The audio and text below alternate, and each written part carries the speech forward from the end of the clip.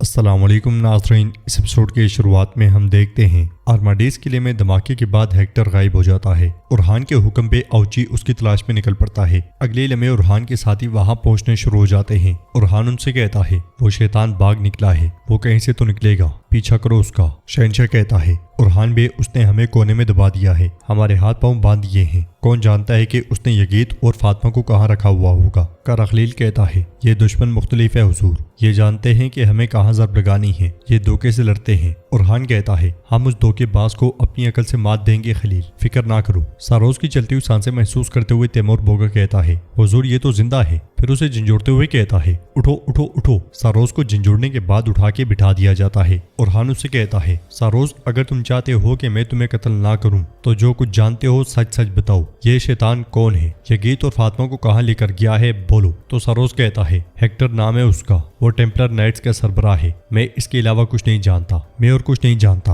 उन्होंने मुझे धोखा दिया है। शहंशाह की शहसवार ने मेरा पीछा किया और मुझे बुरसा से भगा दिया। उरहान पूछता है क्या उन्होंने बुरसा को लावारिस छोड़ दिया। तो सारोज कहता है उन्होंने अपने शहसवार को तख्त पे बिठा दिया है। अवाम समझती है कि वो शहंशाह के सिपाही हैं और वो उस दिन का इंतजार कर रहे हैं जब वो तुमसे छुटकारा पा लेंगे। उरहान गुस्से से कहता है मुझसे झूठ मत बोलो, ये हेक्टर किसी को जिंदा नहीं छोड़ता तो इसने तुम्हें जिंदा क्यों छोड़ दिया। जवाब में सारोज कहता है हेक्टर ने मुझ पे तशद्दुद किया, यकीन करो मैं भी तुम्हारी तरह मजबूर हूँ। फातिमा और यगीत की अगवा की खबर मैं अभी तुमसे सुन रहा हूँ। शहंशाह उरहान से कहता है उरहान सरदार यहाँ वक्त जाया करना बेकार है, आए घोड़ों पर सवार हूँ और बच्चों को तलाश करें। तो बुरहान कहता है ये जाने बगैर कि वो कहाँ गए हैं, उन्हें कैसे ढूंढेंगे शहंशाह साहब। जुर्कतय कहता है हम अभी दुश्मन की ताकत को नहीं जानते, अगर हमने जल्दी की तो हम दूसरे जाल में फंस जाएंगे। शहंशाह गुस्से से कहता है जब औलाद अपनी ना हो तो बातें करना आसान होता है, मैं क्या करूं, क्या हाथ पांव बांध के बैठ जाऊं। इस लम्हे दुमरुल तेजी से वहां आता है और कहता है हमें किले का खुफिया रास्ता मिल गया है, यकीनन वहीं से भागे होंगे वो।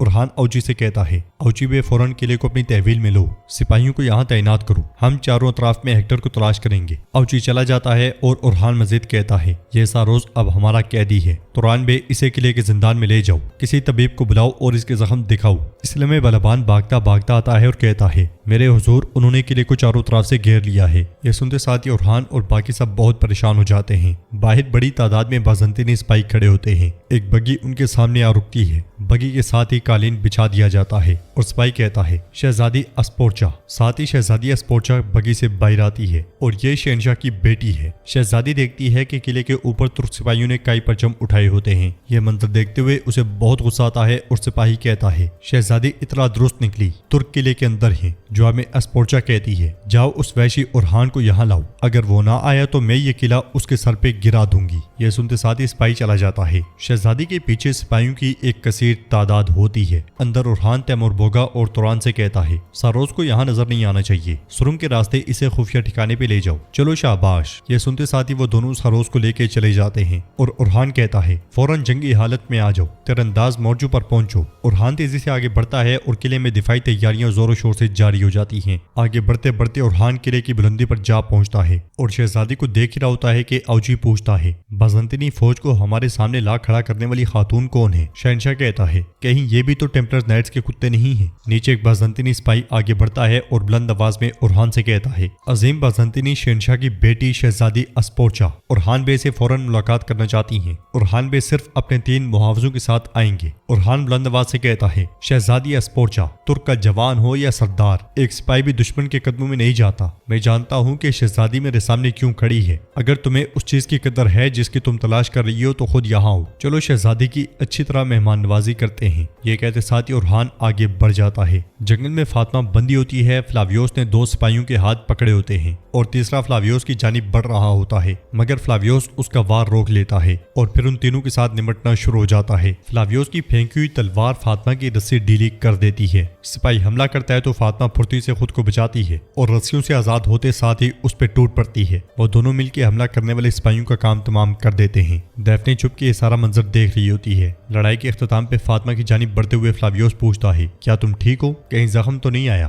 فاطمہ اس کے گلے پہ تلوار رکھتے ہوئے پوچھتی ہے کون ہو تم؟ فلاویوس کہتا ہے میں نے کہا نا کہ میں ایک تاجر ہوں۔ فاطمہ کہتی ہے ایک تاجر جو خنجر کے معمولی سے زخم سے بے ہوش ہو گیا تھا، اس نے اتنے آدمی کیسے مار ڈالے؟ تم جھوٹ بول رہی ہو۔ فلاویوس کہتا ہے ہاں میں جھوٹ بولتا ہوں۔ فاطمہ کہتی ہے میں جانتی تھی، بولو۔ تو فلاویوس کہتا ہے فاطمہ جس دن سے میں نے تمہیں پہلی بار دیکھا ہے میں تب سے جھوٹ بول رہا ہوں۔ میں نے خود سے کہا کہ یہ احساس ختم ہو جائے گا، میں قدم با قدم دور ہو جاؤں گا۔ میں نے سوچا کہ ہماری نظریں نہیں ملیں گی، لیکن جب تمہاری وہ خوبصورت آنکھیں میری آنکھوں سے ملتی ہیں تو میرے تمام جھوٹ خاموش ہو جاتے ہیں۔ میں اپنا نام بھول جاتا ہوں، میں اپنا ماضی بھول جاتا ہوں۔ فاطمہ کی آنکھیں نم ہو جاتی ہیں اور فلاویوس مزید کہتا ہے میں کون ہوں، کیا ہوں، سب بھول جاتا ہوں۔ فاطمہ تم نے مجھے میرا اپنا آپ بلا دیا ہے، یہ جانتے ہوئے بھی کہ یہ ناممکن ہے۔ میں ہر بار تمہاری آنکھوں کے جال میں پھنس جاتا ہوں۔ تم اس پنجرے کی چڑیا ہو اور میں اس چڑیا کا رضاکار غلام۔ یہ سنتے ساتھ ہی فاطمہ تلوار پیچھے کر لیتی ہے اور کہتی ہے خاموش، اب بس خاموش ہو جاؤ۔ فلاویوس کہتا ہے فاطمہ تم نے میرے دل کا تالا کھول دیا ہے۔ فاطمہ کہتی ہے میں تم سے پوچھ رہی ہوں کہ تم ایسی جنگ کیسے کر سکتے ہو؟ جواب میں فلاویوس کہتا ہے اور میں تمہیں اپنا حال سنا رہا ہوں، کیا تم مجھے نہیں سن رہی؟ میں نے جو کچھ بھی کیا،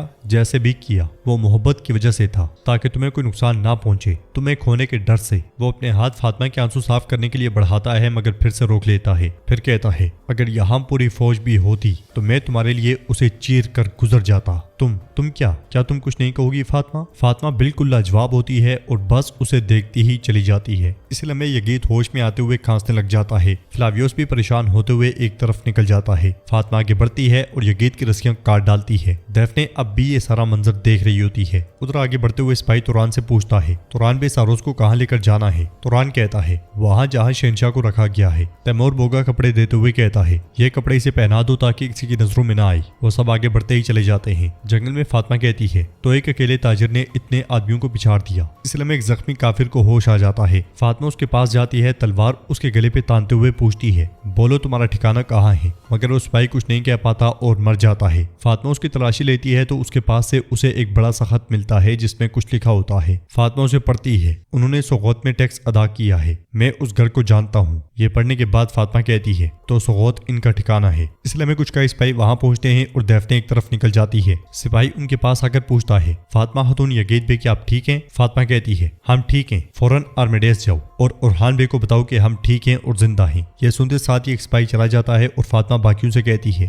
یگید بے زخمی ہیں، انہیں قبیلے لے کر جاؤ۔ پھر یگید پوچھتا ہے فاطمہ خاتون کیا تم اس تاجر کو جانتی ہو؟ کیا یہ وہی ہے جس کی جان تم نے بچائی تھی؟ فاطمہ غصے سے کہتی ہے یگید بے کیا آپ کی پوچھ گچھ ختم ہو گئی ہے؟ یگید کہتا ہے نہیں، میں اس کا نام جاننا چاہتا ہوں، اس نے تمہاری جان بچائی ہے۔ وہ فاطمہ کے راستے میں آ کھڑا ہوتا ہے تو فاطمہ کہتی ہے اس کا نام اکچورا ہے۔ تو یگید کہتا ہے ٹھیک ہے اب سوغوت چلتے ہیں۔ ادھر شہزادی قلعے میں داخل ہوتے ہوئے اورحان کے پاس آ پہنچتی ہے۔ اسے دیکھتے ہوئے اورحان کہتا ہے کائی کی ملکیت آرمیڈیس قلعے میں خوش آمدید شہزادی اسپورچا۔ تو اسپورچا کہتی ہے کیا تم وہی ہو جسے اورحان چرواہا کہتے ہیں؟ اورحان کہتا ہے کیا تمہیں اور تمہارے پیچھے موجود ان سپاہیوں کو ہانکنے کے لیے کسی چرواہی کی ضرورت ہے؟ یہ سن کے شہزادی بھڑک جاتی ہے اور کہتی ہے بکواس بند کرو، تم نے میرے پیچھے موجود فوج دیکھ لی ہے، اگر تم نے اپنی حد نہ پہچانی تو میں تمہارے ساتھ جو کر سکتی ہوں اس کا تصور کر لو۔ جواب میں اورحان کہتا ہے میدان کھلا ہے، دیکھ لیتے ہیں کہ تم کیا کرتی ہو۔ شہزادی کہتی ہے اگر تم نے فوراً میرے والد کو میرے حوالے نہ کیا تو میں تمہیں اس قلعے میں دفن کر دوں گی جسے تم اپنا کہتی ہو۔ جواب میں اورحان کہتا ہے اگر مجھے دوبارہ تم نے اپنی فوج کی دھمکی دی تو میں ان دیواروں کے پیچھے تمہارے سپاہیوں کی لاشوں کی ایک دیوار کھڑی کر دوں گا۔ پوری دنیا نے سن لیا مگر تم نے نہیں سنا، تمہارا باپ مر چکا ہے۔ شہنشاہ کہتا ہے